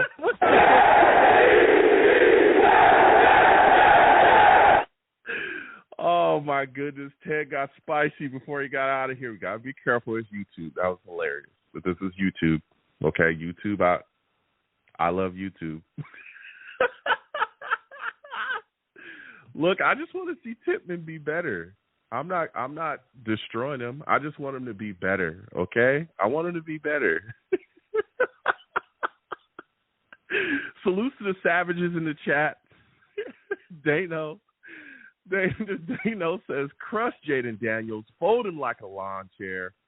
Watson Taylor, yeah. You know, we're going to see what's going on. Shogun says, Izzy being fourth on the depth chart was always expected. Braylon Allen is a monster, and Isaiah Davis is more explosive. Man, listen, there's been a lot of people talking about 732. I see you. I'll come to you in a second. It's been a lot of people that was saying that the second that we drafted those guys. I believe in Izzy. I believe in him. All right. I don't know what's going on. I don't know why he's fourth on the depth chart. Jeez Louise. But here we are. Okay. Man, oh, man. Michael Piper says, no way. Rodgers doesn't play preseason at all. Wow. Michael says he doesn't want to see play preseason at all. Sean Bennett salutes and respect to you as well. He says, Will McDonald could be a Reddick-type defensive end. McDonald is good at strip sacking. He also speaks on the Haason Reddick situation. And Sean says, just tape a briefcase above his locker with money sign on it and watch him shine. Okay. Please give the stream a thumbs up. Subscribe to the channel if you haven't already. Hit that notification bell so when I post content, you will be in the know. Okay? I got spicy callers, man. No cursing. I got some spicy callers, okay? The number to call in is 515-602-9639. 515-602-9639 is the number. Call in. Next! We're going to Max. Max, we're coming to you. 732, sit tight. I will come to you in a second. Steve, I see you. We're coming to you as well, but we got to get to Max. For those of you that do not know Max, he's a savage.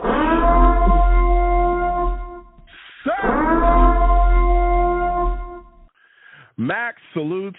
It's good to speak with you. Haason Reddick still not in camp. What are your thoughts? I mean, I'm totally concerned about this situation because Haason Reddick's on camp, and I was talking with Matt O'Leary about the same exact subject, Haason Reddick holding out on $18 million. I mean, right now his salary is at $14 million. He's saying he's being massively underpaid. I mean, he's paying Carl Lawson levels, so I think the Jets need to pay him $24 million, $25 million, because he's a good edge rusher. I mean, I understand we have to pay other players. I mean, if we have to pay him $24 million for maybe a one-year deal worth $24 million, because he's like one of the best edge rushers in the league. That's just my opinion on it. No, he is. Listen, people are willing to give up that $24 million now. I remember being told, oh, no, we got all the leverage. Listen, baby, you got to pay to play. And Haason is right now, he's got a lot of the eggs in his basket. We'll see what happens going forward with the Jets. We've been also talking about Aaron Rodgers, man, Jets starting offense. I've been talking about wanting to see them playing at least a series for each of the last two preseason games. What are your thoughts? Do you want to see Aaron Rodgers play at all? There's a lot of Jets fans that don't. How do you feel about it? I mean, I think you should play one series, but, I think you should, judge it based off injury because I don't want Aaron Rodgers to re-tear his Achilles or get the other Achilles injury because, bro, if he gets another Achilles injury, I am so worried. So I think we should, see if Aaron Rodgers is okay before we play him in the preseason game because I don't want him getting another injury and, Jets fans are in panic. So I just think we should, listen to Aaron Rodgers. Be like, if he doesn't want to play, just don't let him play. But, the starters I want to see in this preseason game, I want to see Malachi Corley because, I think he's a very good slot receiver compared to Deebo Samuel. I want to see Braylon Allen in the game.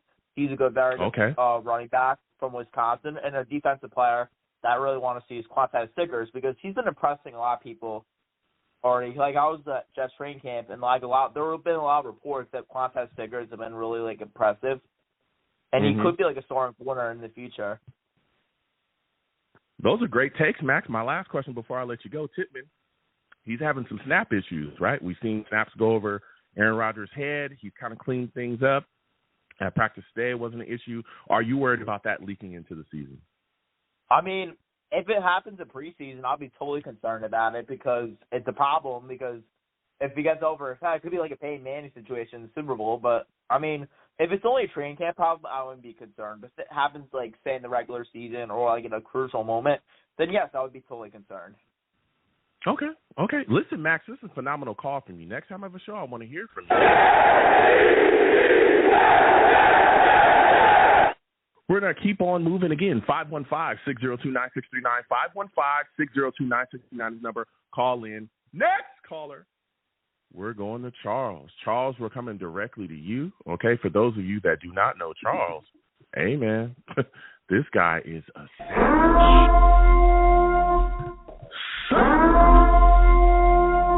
I wouldn't necessarily call myself a savage, Long Beach Joe. First thing first, how are you doing, my friend? I'm all right. How about yourself? Listen, we're talking that talk tonight, man. Haason Reddick holding out. What are your thoughts? I mean, Revis did the same thing back in 2010, so it wouldn't surprise me, but hopefully it doesn't drag on too long. Hopefully these two sides get together and, so we can actually see Haason Reddick blossom as a Jet, which I think he will if he decides to show up and play. As for Joe Tip and snap issues, I'm not really that concerned. I mean, I'm not saying I'm not concerned, but at the same time, he did have some snap issues last year, but he was arguably our best offensive lineman last year in terms of his blocking skills and communication. He did have a very solid rookie season.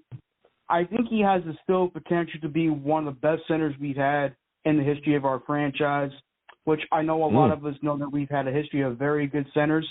John Schmidt with Joe Namath, Joe Fields in the 80s. I think he was a center, Joe Fields. I could be wrong. Yeah, I mean, Nick Mangold, phenomenal center as well. He was great. I mean, those were the Kevin days. Mawai was great, Ferguson too, out on the left side. That was great. Yeah, we had some solid linemen here. Now, I'm just a little worried about it. Okay, especially again if this is something that continues. But he cleaned things up today, and I'm hoping things are going smooth going forward. Now, as we continue to talk about this team, Charles, I'm looking at this situation, man. You got Izzy Anabanakanda fourth on the Jets depth chart behind two rookie running backs. What are your thoughts on that, man? Are you shocked by that? Not really. I mean, Isaiah Davis, I hope I said his name correctly. I heard he fumbled a bit in training camp the other day, but did better afterwards. Yeah. As he ran a wrong route, and Aaron Rodgers threw him out, which is what I like to see. And plus, what really aggravates me, I'm trying my best not to curse here, the media went crazy when he and Garrett Wilson had a blow-up session last week. I'm like, didn't Peyton Manning have a heated argument with Jeff Saturday at one point? Yeah. Didn't Tom Brady have a blow-up session with one of his teammates or with one of his coaches? Like, what the heck? Like, I don't understand. Like, because it's Aaron Rodgers, because to the world he's a diva, he's a distraction, all this other garbage. I'm like, stuff like that happens. Garrett Wilson and Aaron Rodgers, they love each other. They're developing a wonderful bond, which is awesome. I think that if Aaron Rodgers stays healthy, I think his connection will be Garrett Wilson will be one of the best we will ever see this season. Yeah. No, yeah, I absolutely do. You're already seeing it, just throughout camp, some of the things that they're doing. And you even, talked a little bit about that talk, that animated discussion they were having on the sidelines. Clearly that was about getting better and figuring things out. Whatever it was that they were talking about, you could tell they were trying to figure out how to attack a defense or a play where Garrett needed to be. He was, venting to Aaron Rodgers, and they ended that discussion with a handshake. Respect amongst each other. That's what it's all about. These are two guys that are going to have major impact for the New York Jets going into this upcoming season. Major impact for the Jets. So, of course, they're sitting down on the sidelines, getting some straightening, figuring things out, and ending on a respectful note as well. Now, Charles, before I let you go, man, give me a player on offense and a player on defense that you will be watching and keeping your eyes on intensely in this upcoming game against the Commanders on Saturday. The preseason, I like the Herb Leonard Taylor, or the third Lawrence. Listen to me, I was going to say Lawrence Taylor. I can't believe I said that. I know, Giant fan, bro. The third LT we've had. Danny Tomlinson was good for us. Laken Tomlinson was terrible. I heard Leonard Taylor has been awesome for us, who I think was an undrafted free agent from Miami, I think. Yep. I heard he's been kicking butt in training camp, which is awesome. And the player on offense I would love to see is Braylon Allen. I heard the guy is amazing. Braylon Allen's amazing. I mean, I was going to throw in Malachi Corley, but I don't know how much he's going to be out there in the preseason. I heard he's doing wonderful in training camp, which is awesome. I heard he threw, there was a time where Aaron Rodgers threw 6 touchdown passes. One of them was to Malachi Corley, who made a beautiful catch. Look, man, I like this draft class. I know me and you a while back wanted the Jets to draft Olu Fashanu first, and that dream became a reality. Yep. And I hear Olu Fashanu has looked good in training camp. Mm-hmm. Yeah, he's looked phenomenal. Like, he's out there, and again, especially with the rest days that Tyron Smith has had, he gets those snaps. He's a guy that's been moving around. And I love, like you said as well, me and you talking about this, man, Olu Fashanu is here. He could be the guy for the next 10 years. And we've also not just thinking about while Aaron Rodgers is here, but thinking about, when he decides to hang it up, the next guy is going to be able to be protected properly as well. Listen, Charles, I got to slide off. Next time I have a show, I want to hear from you, all right? You gave us some good takes. No problem, man. Have a good day, and God bless. Absolutely.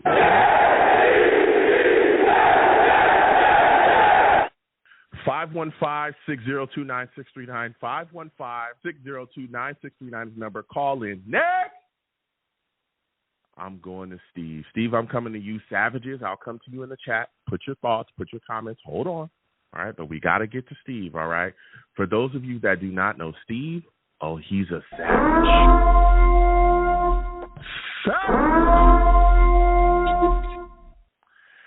Steve salutes. We've been talking that talk. I could not wait to speak to you because you know this football team through and through, man.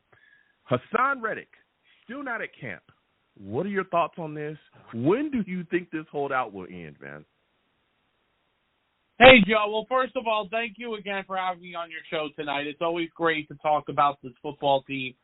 So the thing about this whole thing with Haason Reddick is that I know for a fact that I know they have had talks about things, are moving processly well, but unfortunately, we just don't know when it's going to happen.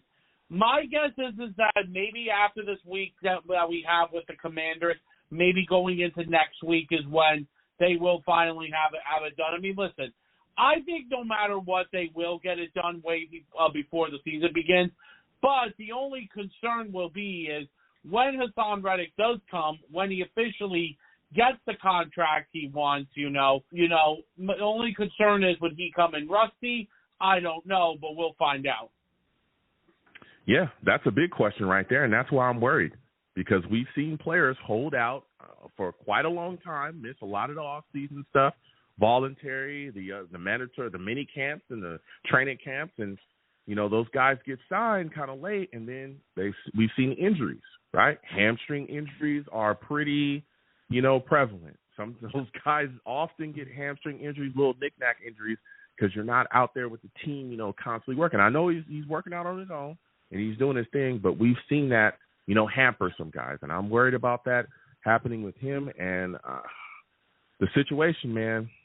With this contract, I'm wondering if the Jets are going to be able to get this done. This could play into the season, and that, to me, will ratchet up, all of the expectations on Will McDonald. Now, Will McDonald, he's been having a solid camp, been putting some things together and been having some sacks, man. What are your thoughts about him being behind Michael Clemens on the depth chart? Are you surprised by that?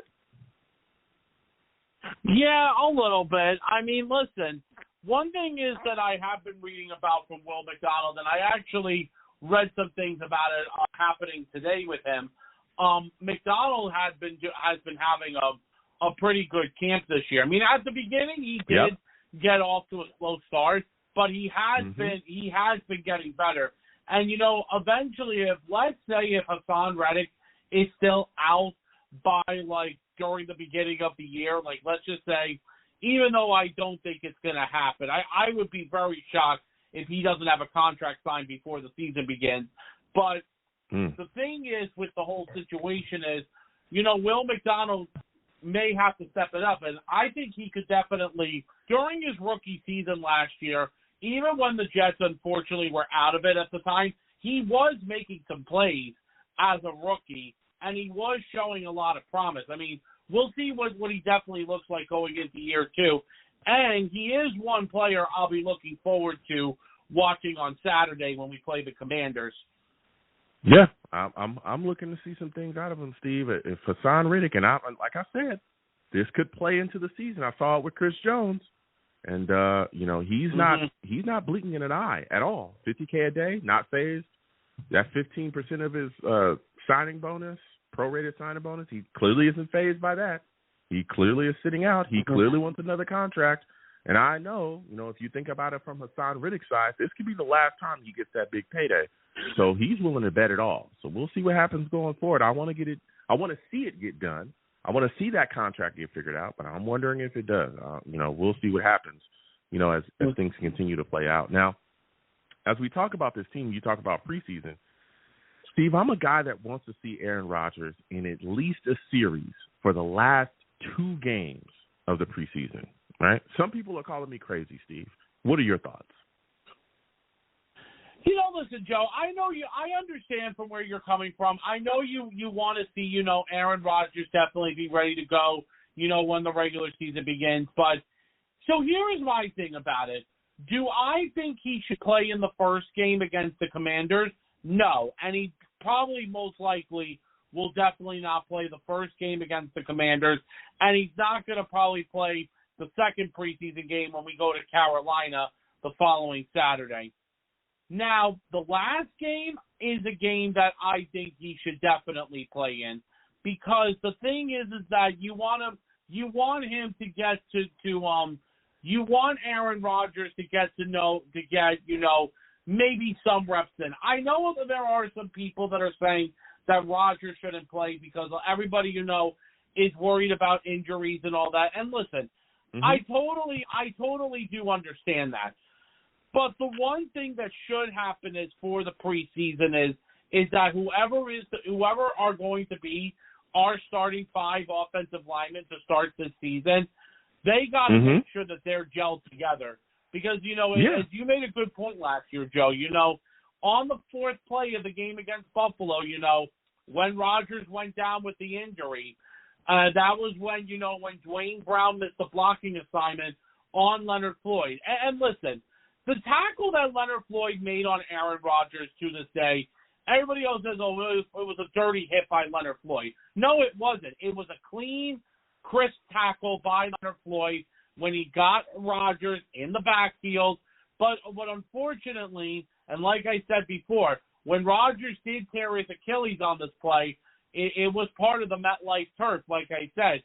Rodgers was another victim of the MetLife turf, and the MetLife turf is something that I did talk about. But listen, the offensive line should definitely gel in together, but I think the only game that Rodgers should probably play in is the last one against the Giants. And listen, Steve, and I hear your opinion, and I respect that. But what you just talked about, the offensive line needing to gel together, is why I think that they should play at least 2 games, just a series in each of the last 2 games, is because you have Tyron Smith, Simpson, and Morgan Moses. Those guys are fresh to the team. Well, Morgan Moses has been here before, but he's fresh to the team in this scheme with Aaron Rodgers. Then you also got AVT coming back from an injury. He ain't played in a minute, right? Then you also got Tippmann, who we've been talking about having issues snapping the ball so far. They've got to get that cleaned up. Those guys have got to gel and get things cleaned up. And guess what? Those 2 games can be utilized to build momentum, because the first game out the gate, you're going against a top team in the league in San Francisco, a team that could very well be in the Super Bowl because they've been there before, right? They're coming out of the gate with a streaming pass rush, right, headed by that guy Bosa, and they got other guys too. Don't get it confused. I'm on the West Coast. They got other guys, but Bosa's the big name. If your offensive line is not fleshed out and figured out, Bosa will rip Aaron Rodgers' head off. That's a fact. That's a fact. So I understand there's injury concerns. Look, there's injury concerns with him on the field in training camp, right? I mean, he strained his calf last year in training camp. We're having protection issues this year. We just had protection issues today. He would have been sacked 3 times today, right? I want things to get fleshed out as much as possible. I'm not saying a half. I'm not saying a quarter. I'm just saying a series. Let's just start to ramp it up. Let's start to get some momentum. Let's just get a taste. Because if you go into the season and you're still trying to figure things out, the San Francisco 49ers are the wrong team to try to figure things out with. Okay? Okay? Well, yeah, that might not be the team you want to do that with. And listen, and Joe, here was another thing that's obviously, because there actually have been obviously things going on with the 49ers right now. Obviously, the whole thing with Brandon Ayuk is going nuts. And Brandon Ayuk eventually is most likely getting traded because he wants a new contract and he hasn't been happy with the 49ers. But the biggest news came out today with Christian McCaffrey, and a lot of people are saying, there's a possibility McCaffrey is not going to play the first game of the year. And, Kyle Shanahan announced today that he wasn't going to play in the preseason. Listen, even if McCaffrey doesn't play in that first game of the year against us, the 49ers still have talent on that team. We'll discuss that when we get closer to the regular season, Joe, when we do talk about that first game against the San Francisco 49ers. But that 49ers team has talent. Oh, absolutely. But Joe, absolutely. They're a deep team. And they have multiple backs that they throw at you, too. It's not just McCaffrey. He's unbelievable, trust. But they have other guys that they can throw at you, too. Steve, before I let you go, man, because you've given us some great takes, give me a player on offense and a player on defense that you will be keeping your eyes on in the upcoming preseason game against the Commanders. Well, defense, I will say, and once again, I'm going to say Will McDonald. And for the I really am excited to watch Malachi play because I've heard Malachi's been doing a lot of great things. So those are the two players I'm really looking forward to. Now, Joe, before you do let me go, I just wanted to ask you this question before. I don't know if I've ever asked you this question before, but ever since you became a New York Jets fan, what is your greatest moment of all time of being a New York Jets fan? Like, did you have like a favorite game? Like, what is your favorite New York Jets game of all time? The game, I believe it was before the AFC Championship game. When we played at the time they were the San Diego Chargers, when Sean Green ran the ball, I forgot it was a wrong touchdown run. I was actually in San Diego for that game. I went to the stadium. I was there. Obviously you're in California. No, because obviously you're in California. No, but that was the game when we won 17-14 against the Chargers. And the Chargers, if you remember, they were the hottest team going into the playoffs because remember, they ended the season with an 11-game winning streak, and the Jets were the ones that snapped that winning streak against us. And remember how nobody gave the Jets a chance in that game because of the whole height difference, because San Diego had all these big players on the team, and we had a bunch of small guys. Listen, I was there. I was there tailgating and everything. I was there at the tailgate because I showed up early into the stadium. Let me tell you something. Those Chargers, first off, most of them are fair weather fans because I was sitting next to a Chargers fan that had literally been there all season with season ticket holder. He said these Chargers fans, most of these people, they never hear. Their stadiums never filled. I'm usually the only one here. I'm sitting next to him the entire game, and there were Chargers fans literally just yapping. And I remember their kicker. I think his name was Nate Keating, I believe. Yeah, he had missed like a couple field goals. He was having a great season. And he missed 3 field goals in that game. Yeah, it was unbelievable. And to watch, and they were just yapping. And I was like, hey, listen, we're going to beat you guys. Don't trip. And watching their faces when we were shutting guys down, I remember Revis getting that interception. I remember Sean Green putting the game away with that touchdown. It was just unbelievable to watch. And watching them leave the stadium so dejected, so upset, so mad because we had got that W was phenomenal. They were furious. They were banging because I was sitting next to a bunch of Jets fans on the chain to leave. They were banging the windows. It was crazy. I loved it. Did you come out of that stadium alive, like by not getting attacked by Charger fans? Like, were Charger fans trying to attack you? Well, that's what I'm saying. They were banging on the windows because I was sitting on the train because they have this train to leave and I was sitting on the train, and the whole car that I was in pretty much was all Jets fans, and they were banging on the windows and giving us the finger and stuff like that. Yeah, I thought it was hilarious. I had a great time. I thought the game was phenomenal, but I guess they were upset about the outcome. But yeah, it was. So fine. That was your fine. That was the greatest moment as a Jets fan. The 17-14 win in the divisional round against the Chargers. Yeah. It was great. Okay, Joe. Hey, listen, Joe. I'll let you go, man. Thank you so much.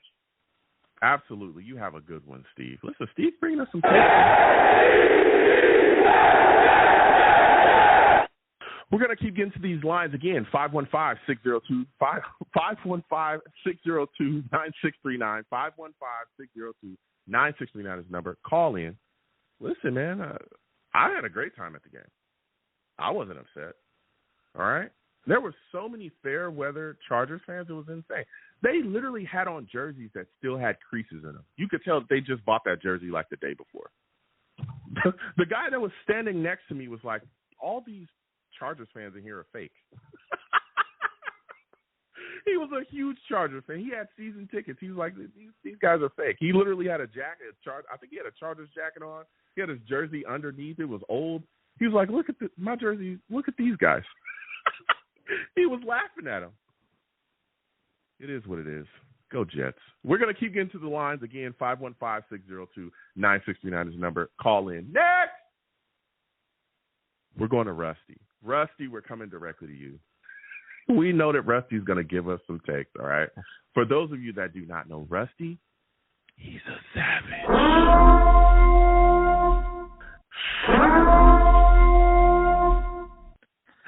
Rusty, salutes. I want to thank you for calling in, man. We've been talking that talk all night tonight. I'm a guy that wants to see Aaron Rodgers play in at least a series of the last two preseason games. Some people are calling me crazy. Rusty, do you think I'm out of my mind? Well, salutes Joe and salutes fellow savages, and you're out of your mind, but you're it's all good, bud. I understand where you're coming from, but I think so. I think so for sure. Tell me why, Rusty. Why am I the crazy one? Why do I need to be put in a room with padded walls? Why? No, you're a good crazy, but I mean, it's probably just anxious too. Of course, we want to see him. I do too, but I don't know, man. I don't want to risk in the preseason with the biscuit type of deal. And he's going against our defense, which is in the top 5, if not number 1. It's of course you got the San Fran over there, how you stated. You got this guy named Bosa and a few other cats. So, but I just rather them, go hard at the line and just settle it down and, preseason and training camp and in practice, and then, release the beast in the first game. It's there's a lot on the table, man. I'm one of those psychopaths where if you're crazy, I guess I'm crazy because I'm saying the Super Bowl victory is a must or a bust, So I told people, listen, I've been telling people there's tons of Jets fans calling in, just like you, Rusty. I'm here, and they've called in, say Super Bowl or bust. If they don't get to the AFC Championship, then everybody needs to be fired. I've heard it. I'm just fired, putting it out there. I'm not crazy. Yeah, I'll be serious. The one guy that should be fired is going to be Hackett. Can't stand him, and then Carter. So, those are my two that should be axed. Here's the thing, though, and I understand. I'm looking at it from this standpoint. I understand some people say, "Oh, Joe, you're crazy." But here's the deal: there's a risk of injury everywhere. I don't want to see Aaron Rodgers get hurt. But I think one of the things that we saw last season was the lack of practice, especially along that offensive line, because Dwayne Brown didn't come back, I think, until like maybe a couple of days before the last game, and he didn't play any. Yeah. Right? So this offensive line didn't gel at all. Nope. And when we went into the season, you saw it against the Bills. It was all over the place. And Dwayne Brown wasn't the only one that was bad. It was like the whole line damn near. Yeah, it was like bad. somebody stepped on a rake and got their teeth knocked out. That was our offensive line. Just spotty, it was mind-blowing everywhere. Exactly. So when you look at this situation with our line, and we are all saying it from the looks on paper, it should be better, but they still got to gel. 3 of these guys are brand new to this scheme, to Hackett's scheme. Oh, yeah. And, Simpson, Smith, and Morgan Moses. You got AVT coming back from an injury, and we got Tippmann. This guy's snapping the ball all over the damn place. High snaps. I just want to see that get moved out, right, before you go face the Niners. Because if you try to smooth that stuff out against Bosa, he's going to smooth you out. Oh, yeah. He's going to lay you out clean. No, that's all I'm saying. I think Tippmann will. Where people are coming from, but that's all I'm saying. I think he'll get his jitters out, though, but I feel you. I know where you're coming from 1,000,000%. But, and the good thing, too, that we have this year is that, knock on wood, all the guys are playing together already. You know what I mean? So it's not like what happened last year where we have one of our starter guys who's like, all right, yeah, now I'll come to practice. And, it's basically 3 days before game day in a sense. So, just keep on doing, keep on battling. And I just think Tippmann's got those jitters in the sense. He's so focused on trying not to, because Rodgers, good luck trying to pick that guy's brain. So everything that he sees, he's always changing plays and, trying to understand the language, motioning people in, out, all sorts of stuff. And then all of a sudden, you got Q in front of you, you got Kinlaw. It's like, who am I blocking on this, and Kinlaw is like 2 Brock Lesnar's together. So it's crazy, man. Yeah. And listen. I think he'll smooth it out, though. I think he'll keep it down. Rusty, when do you think that the holdout of Haason Reddick will end? Oh God, I'm with you, man. I hope it's. Everyone called us crazy in the beginning. They're like, "Oh, here's Woodis." I'm like, I didn't see no pencil to, no pen to paper, Yep. Or I want to see that concrete stuff. And if it ain't concrete, it ain't, it ain't nothing. So I really hope it's sooner than later. Because if anything, people it's probably easier for offense in a sense because Rodgers would be there to break you down for new guys to come in and then the offensive line. But to understand our defense, that's a riddle in itself because our defense didn't figure each other out until basically year 3. So, God, man, it's troubling for sure. I hope he's just getting tired of eating sushi and all sorts of stuff and just comes and just being like, all right. Hopefully he goes bankrupt over there. I'm not hoping to that, but man, it's just because it's a lose-lose for both Joe and us, and him. Yep. He's older, and then Joe's like, so it's like, what are you gonna do? It's a standoff, and it stinks that But who are we without controversy? It's always something. Yeah. I tell you, man, it's a rough situation, and we'll see how this continues to play out. I'm hoping it gets done, but I feel like it's going to go into the season. And like you said, and we were both, everybody called us crazy, but we're not so crazy now, are we? Yeah, no, like a fox. Now, is it? Yeah. So we're getting short on time here, Rusty. Before I let you go, give me a player on offense and a player on defense that you will be keeping your eyes on in this upcoming game against the Commanders. I wonder if for offense, if we're going to put, what's his name, Tyler Harrell, the kid from Miami, the Lightning Bolt. I wonder if we're going to try him at that new kickoff thing because that's what I'd like to see him, just a one-cut gone type of deal. And as far as defense, I do like the other kid, Leonard from Miami, but the linebacker from Army, Carriot Carlolo or something like that. And that guy McCary Ball? No.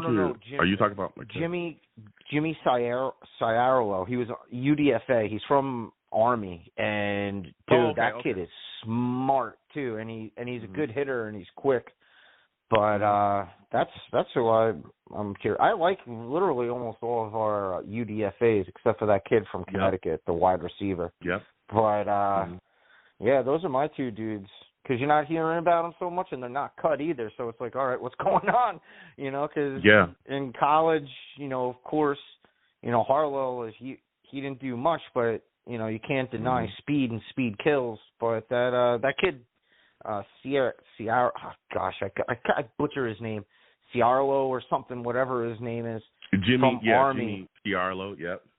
Yeah, dude, that kid is something else, and he's smart and he's fast, and he knows how to stick you. He's a sure tackler. I almost cursed, but I caught myself. But thank you. Those two dudes. Yeah, no, it's all good. I almost go. I just lean towards the diving board and just take a step back. So. Listen, Rusty, I gotta slide off because they're gonna cut me off in a second. Next time I have a show, no doubt. Buster runs it up, bud. Yeah, absolutely, bro. Absolutely. Have a great and salute to you and salute to fellow Savages. Let's go Jets. Absolutely, let's go Jets.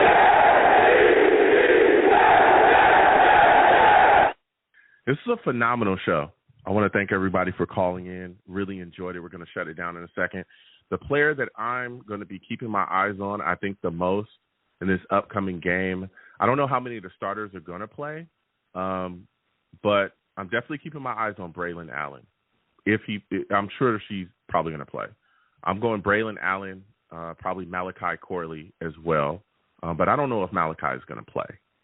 But if Malachi doesn't play, then it's going to be Braylon Allen. I really want to see him. I mean, he's been still in the show a lot. And defensively, the guy that I'm really looking forward to seeing the most for us defensively is Will McDonald.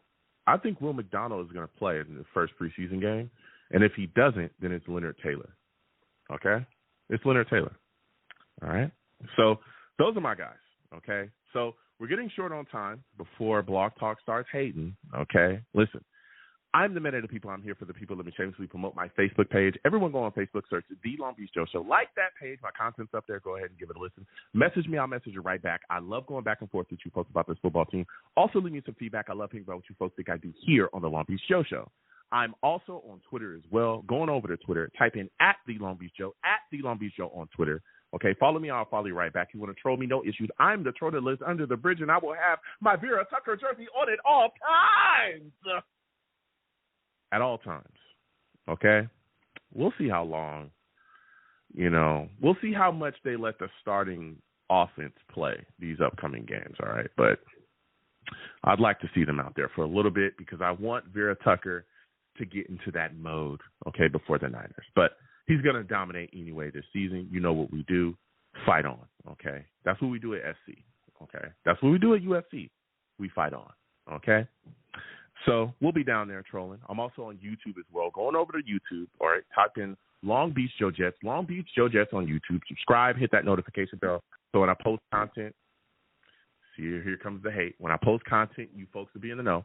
Also, when you hit that bell, hit all so you'll get all of my content. Please give the videos and streams a thumbs up. And if you're going to troll me, get in those comments, all right? And post a comment, troll me, and I'll troll you right back. No issues. And as always, people, when you see me in person, it is arms out, chest open, free hugs for everyone. Free hugs for everyone. The hugs will cost you absolutely nothing. I want to thank you for taking the time out of your day to call in, to interact with your boy any way that you do, okay? I want to thank you. Salute to all the Savages in the chat. Without you folks, I'm absolutely nothing. Thank you for taking the time out of your day to link with your guy, come on in, talk football, and have a great time. So until the next show, you folks have a good one. Peace.